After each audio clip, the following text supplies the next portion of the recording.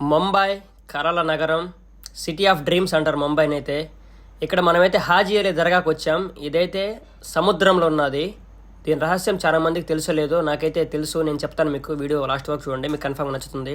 ముంబైలో ఎంతెంత పెద్ద స్కై స్క్రాపర్స్ ఉన్నాయో అన్నీ దీని దగ్గరలో ఉంటాయి. మెరీన్ డ్రైవ్ అని ఒక ఏరియా ఉన్నది, ఫుల్ రిచ్ అక్కడ. ఇక్కడ నుంచి అయితే దీని పక్కలోనే ఉంటుంది అది, చూడండి.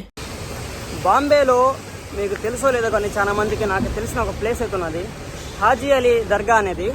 అక్కడికి వెళ్ళి నేను చూపిస్తాను. అక్కడైతే చాలా విశేషాలు అయితే ఉన్నాయి, అన్నీ అంతా చాలా విచిత్రంగా జరుగుతుంది, అన్నీ దేవుడు చేసిన పనులే. అక్కడికి వెళ్ళి చూపిస్తాను. అక్కడ విచిత్రం ఏంది నేను మీకు. దర్గాకి వెళ్తూ అక్కడికి వెళ్ళిన తర్వాత మొత్తం మాట్లాడుకుందాం మనం ఏందనేది. ఇక్కడ మొత్తం ఫుల్ రిచ్ కదా ముంబై అంటే, మినిమం బెంచ్ కారే వాడతారు ఇక్కడ. చూడండి మీరు బిల్డింగ్లు కానీ చూడండి, ఎన్ని అపార్ట్మెంట్లు అన్నీ కొన్ని కోట్లు ఉంటాయి. మనం ఇక్కడ ఇంచు స్థలం కానీ కొనలేం. ముంబై ఫుల్ రిచ్ అసలు. ఇక్కడ బోర్డు చూడండి రాసింది కదా, హాజీ అలీ దర్గా స్ట్రైట్ అని. ఇంకా అలా వెళ్ళిపోదాం. చూడండి ఎక్కడ చూసినా మొత్తం బెంచ్ కార్లే, నేను చూపించేయన్నీ మొత్తం బెంచ్ కార్లు ఉంటాయి. మినిమం చిన్న చిన్న కార్లు అయితే అసలు ఇక్కడ యూజ్ చేయరు. ఈ హాజీ అలీ దర్గా అనేది చాలా ప్రత్యేకమైనది.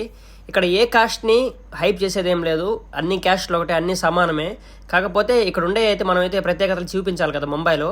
ఇక్కడ దర్గాకి మనం ఎంట్రన్స్ ముందే రాగానే ఇక్కడైతే మొత్తం అత్తర్ స్మెల్ అయితే వచ్చేస్తుంది, మొత్తం అత్తర్ వాసన ఇక్కడ.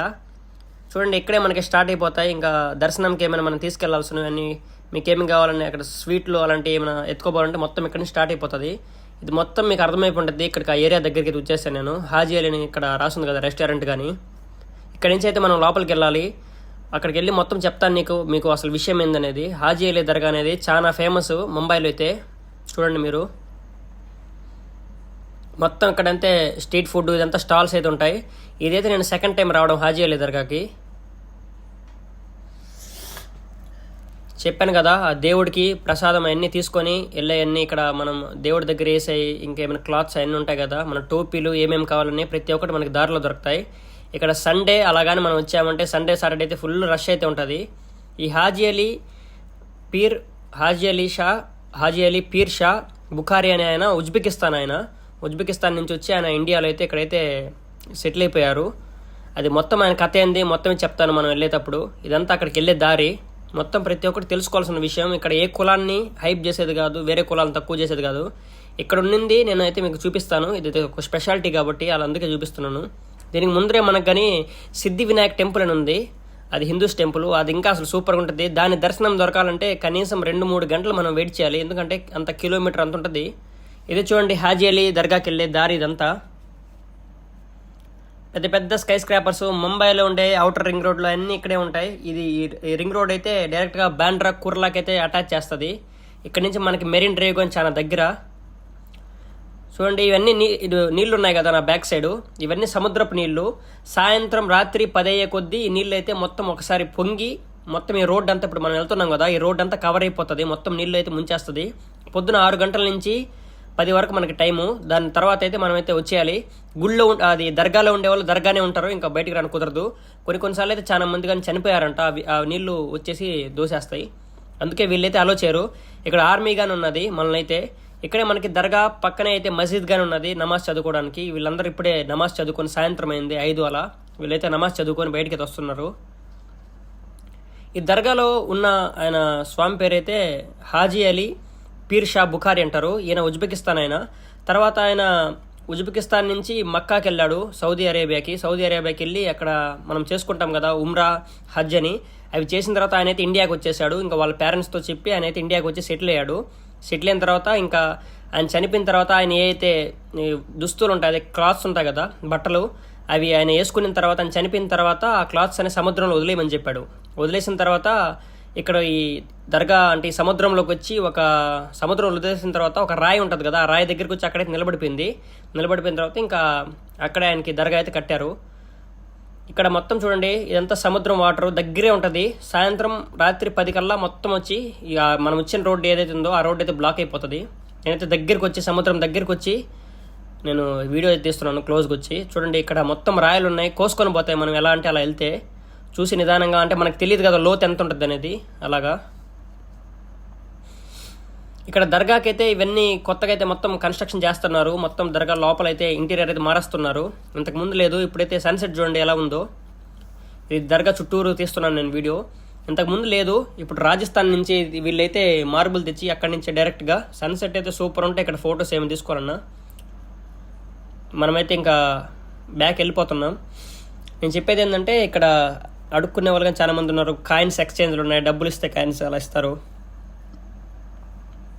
ముంబై నుంచి చాలా మంది అయితే ఇక్కడికి వస్తారు. ఇక్కడ ఏ కులం దాంతో సంబంధం లేదు. చాలా మంది అయితే వచ్చి ఇదైతే విజిట్ చేస్తారు. మనం వచ్చిన దారి వేరు, వెళ్ళే దారి వేరు. ఇదైతే ఫుల్గా ఇప్పుడు లోపల అయితే డెవలప్మెంట్ చేస్తున్నారు. ఇక్కడ ఫోటోలు అవన్నీ దొరుకుతాయి మనకి ఇంట్లో తీసుకెళ్లాలన్నా. ఇప్పుడు ఒక 100 కోట్లు 150 కోట్లు పెట్టయితే మార్బుల్ తెప్పిస్తున్నారు రాజస్థాన్ నుంచి. లోపల మొత్తం కన్స్ట్రక్షన్ అంతా మారుస్తున్నారు. నాకు అర్జెంటుగా నేను ఫాస్ట్గా వెళ్ళిపోవాలి కాబట్టి నేనైతే ఎక్కువసేపు చూపించలేకపోయాను వీడియో. మీరు వచ్చినప్పుడు నేనైతే సెకండ్ సారి రావడం. లాస్ట్ టైం నేను వచ్చినప్పుడు వేరే ఒక మాట్లాడుకొని కార్ అలా తీసుకొచ్చాను. ఇప్పుడైతే నేను నార్మల్గా వచ్చేసాను. మీరు ఎలా కావాలంటే అలా రండి. దీనికి దగ్గరలో ఉన్న ట్రైన్ స్టేషన్ వచ్చి మహాలక్ష్మి దిగిన తర్వాత 1.5 కిలోమీటర్ లేదంటే 2 కిలోమీటర్స్ ఉంటుంది.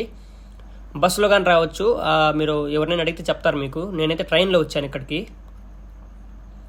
ఈయన అసలు ఉజ్బెకిస్తాన్ నుంచి ఇక్కడికి ఎందుకు వచ్చాడంటే ఉజ్బెకిస్తాన్లో బుఖారా అనే ఒక విలేజ్ ఉంటుంది. ఆ బుఖారా విలేజ్ నుంచి ఈయన బుఖారా విలేజ్ చెందిన ఆయన. మరి ఏదో ఒక పేద అమ్మాయి గురించి ఈయనైతే ఆయన చాలా ఆస్తి, కొన్ని వేల కోట్లు ఉన్న ఆస్తి అంతా మొత్తం పోగొట్టేసుకుని ఏమి లేకుండా అయితే ఆయన సౌదీ అరేబియాకి వెళ్ళి సౌదీ అరేబియాలో ఇంకా హజ్ అవన్నీ ఆయన చేసేసిన తర్వాత ముంబైకి వచ్చి సెటిల్ అయిపోయాడు. ఇంకా వాళ్ళ పేరెంట్స్తో అలా మాట్లాడి అయిన తర్వాత ఆయన ఇక్కడైతే చనిపోయాడు మొత్తానికి. సో ఆయన అయితే ఇక్కడే సమాధి అనేది ఇక్కడే కట్టేశారు. అలాగా ఇదంతా జరిగింది ఇప్పుడేం కాదు కానీ ఒక 1400 సెంచరీలో అలా జరిగింది. అంటే ఇప్పటికి జరిగానే ఒక 600 సంవత్సరాలు అలా అయింది. ఈయన మొత్తం పేరు వచ్చి హాజీ అలీ షా పీర్ బుఖారీ అంటారు. ఉజ్బెకిస్తాన్ ఆయన. ఇదంతా వెళ్ళే దారి బ్యాక్. నాకు తెలిసి నేనైతే మంచిగా ఇన్ఫర్మేషన్ మీకు చెప్పాను అనుకుంటున్నాను. మీరు కానీ ఒకసారి వచ్చి కన్ఫర్మ్గా ముంబైకి వచ్చినప్పుడు విజిట్ చేయండి. ఇవన్నీ మనం వచ్చాం కదా, అదే దారి. ఇదంతా షాపులు ఇవన్నీ. మీకు ఏం మర్చిపోయినా మీరు వస్తువులు అక్కడ దర్శనం చేసే దగ్గరికి ఇక్కడ అన్నీ కొనుక్కోవచ్చు. మీకు ప్రతి వస్తువులు అయితే దొరుకుతాయి దర్శనంకి తీసుకెళ్ళడానికి ప్రతి ఒక్కటి. చూడండి ఇవన్నీ షాపులు 10 వరకు అయితే ఉంటాయి. మార్నింగ్ 6 నుంచి 10 వరకు ఉంటాయి. దాని తర్వాత అయితే అక్కడైతే మనం వెళ్ళిన రోడ్ అయితే మొత్తం క్లోజ్ అయ్యి మునిగిపోతుంది. అక్కడికి వెళ్ళేటప్పుడు అయితే పర్మిషన్ ఉండదు, మనం అప్పుడైతే బయటకు వచ్చేయాలి. ఇదంతా బయటకు వచ్చేసాను నేను. బయటకు వచ్చిన తర్వాత చూడండి ఫుల్గా మొత్తం రిచ్. ముంబై అంటేనే రిచ్ అసలు. ఇక్కడ నుంచి నేనైతే నా రూమ్ దగ్గరికి వెళ్ళాలి. నేను లాస్ట్ టైం వచ్చినప్పుడు ఆ కార్ ఒకటి తీసుకెళ్ళాడు. నాకు ఇప్పుడు అర్థం కావట్లేదు ఎట్లా వెళ్ళాలనేది. ఇక్కడ కిందే అయితే మెట్రో స్టేషన్ ఉంది. మెట్రో స్టేషన్ నుంచి వెళ్ళొచ్చు. కానీ మెట్రో స్టేషన్ ఎక్కడికి వెళ్తాం నాకైతే ఐడియా లేదు. ట్రైన్ స్టేషన్ ఉంది. ట్రైన్ స్టేషన్ ఏమో 2 కిలోమీటర్లు ఉంది. అసలు ఏం అర్థమే కావట్లేదు నాకైతే. ఇక్కడ చూడండి అండర్ పాస్కి వచ్చాను కిందకి ఎలాగో వెళ్ళాలని. అండర్ పాస్లు అయితే అన్నీ అమ్ముతున్నారు. మనం చాలా దిక్కులు చూస్తుంటాం. ముంబైలో అయితే అండర్ పాస్లోనే మొత్తం వ్యాపారం అంతా జరుగుతూ ఉంటుంది. చాలా అమ్ముతూ ఉంటారు. ఎందుకంటే వీళ్ళైతే ఇక్కడ ప్రశాంతంగా కింద కూర్చొని అమ్ముతూ ఉంటారు. దీనికేం రెంట్ ఏం అవసరం లేదు కదా. చాలా మంది రోడ్డు క్రాస్ చేయాలంటే అండర్ పాస్కి దిగాలి. అండర్ పాస్ దిగినప్పుడు వీళ్ళు కొనుక్కుంటారని ఇక్కడ చూడండి హ్యాండ్ బ్యాగులు ఇవన్నీ చీపు 100-200కి తెచ్చేస్తారు. ఇవి చూస్తే మాత్రం 3000-4000 అనుకుంటారు. పర్సులు మనకి ఏమేమి కావాలన్నా స్పెట్స్ ఇవన్నీ 100 రూపాయలే.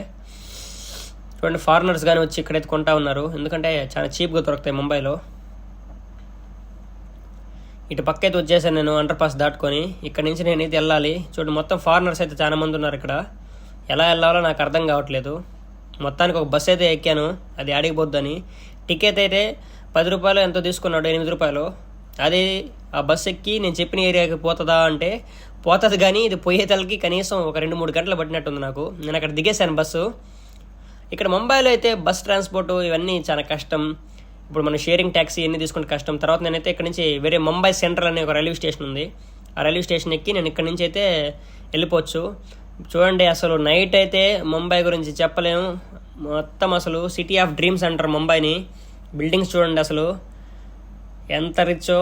కొన్ని కోట్లు ఉంటాయి ఇక్కడ. మనమైతే ఇక్కడైతే అసలు లివింగ్ కాస్ట్ చాలా ఎక్కువ. ఎప్పుడు ఎక్కడికి వెళ్ళాలన్నా దాదర్ నుంచి కనెక్షను, దాదర్లో దిగాల్సిందే. దాదర్లో చూడండి మీరు నైట్ వచ్చారంటే 6 పైన వచ్చారంటే 1,00,000 మంది జనాలను చూడాలంటే 6 నుంచి 8 లోపు, అంటే అప్పుడు ఆఫీసులు కాలేజీలు ఇవన్నీ అప్పుడే కదా వదిలేది. 1,00,000 మంది జనాలు చూడంటే ఒకటేసారి చూడొచ్చు మీరు. ఎవరైతే లోకల్స్ ఉంటారో ఒక్కడికి టికెట్ ఉండదు ఎవరి దగ్గర. ఎందుకంటే వీళ్ళకి అలవాటే అట్లా చేయడం. చూడండి ప్లాట్ఫామ్స్ అన్నీ మొత్తం నిండిపోయి ఉన్నాయి. నా సాయి అయితే అందరూ విచిత్రంగా చూస్తున్నారు నేను ఏం చేస్తున్నాను. నేను ఎందుకంటే ఇక్కడ మాటలు కానీ చెప్పట్లేదు కదా, వాళ్ళకైతే అర్థం కావట్లేదు ఏం చేస్తున్నాను. చూడండి, ఓ అబ్బా, లక్షల మంది అయితే ఒకటే రోజు. ఈ దాదర్ స్టేషన్ని మించిన స్టేషన్ ఏం లేదు నాకు. ఎందుకంటే నేను రోజు ఇక్కడి నుంచే దిగాలి ఎక్కాలి, ఇక్కడి నుంచి దిగాలి ఎక్కాలి మొత్తం. అనౌన్స్మెంట్ అయితే వచ్చేసింది, మన ట్రైన్ వచ్చేస్తుంది. మనం లోకల్ ట్రైన్ ఎక్కితే ఇప్పుడు మన స్పాట్కి అయితే వెళ్ళాలి. ఇంకా దాదర్లో దిగిన తర్వాత ఇంకా చేంజెస్ ఏం అవసరం లేదు, డైరెక్ట్గా వెళ్ళిపోతాయి ట్రైన్లో. మీకు చాలా మందికి తెలుసో లేదో, ఇక్కడ బాధాకరం ఏంటంటే ప్రతి సంవత్సరం లోకల్ ట్రైన్స్లో ఇట్లా ఫాస్ట్గా దిగడం వల్ల, దూకడం వల్ల, నెట్టుకోవడం వల్ల సంవత్సరానికి 3,000 చొప్పున, 2,500 నుంచి 3,000 చొప్పున మనుషులు చనిపోతారు. చూడండి, బండి ఆక్క ముందే దిగేస్తారు ఇట్లాగా. సో కొన్నిసార్లు కాలు జారి చనిపోవడం, తలకాయ పగిలిపోవడం ఇట్లయితే జరుగుతుంది. ఇప్పుడు లోపల దిగేటప్పుడు కానీ అలాగే కొట్టుకొని అయితే దిగుతారు. ఇక్కడ ముంబైలో తిరగాలంటే చాలా కష్టం. లోకల్ ట్రైన్స్లో బ్యాగ్ కానీ మనం ముందుకు వేసుకోవాలి. చూడండి, వీళ్ళందరూ ముందుకు వేసుకున్నారు. బ్యాగ్ వెనకేసారంటే ఆటోమేటిక్గా కొట్టేస్తారు మన లోపల ఏమన్నా బ్యాగ్లో. చూడండి, చాలా కష్టం ముంబైలో తిరగాలంటే లోకల్ ట్రైన్స్లో. చూడండి, తోసుకొని ఎలా వెళ్తున్నారో చూసారా, చాలా కష్టం కదా. నేనైతే నాకు అలవాటు అయిపోయింది, ఒక 5-6 సార్లు వచ్చాను కాబట్టి. వీడియో మీకు కానీ ఇన్ఫర్మేటివ్ ఉంటే చూడండి ఎంతమంది ఉన్నారు బ్యాగ్, ఒక లైక్ కొట్టుకోండి. బాయ్.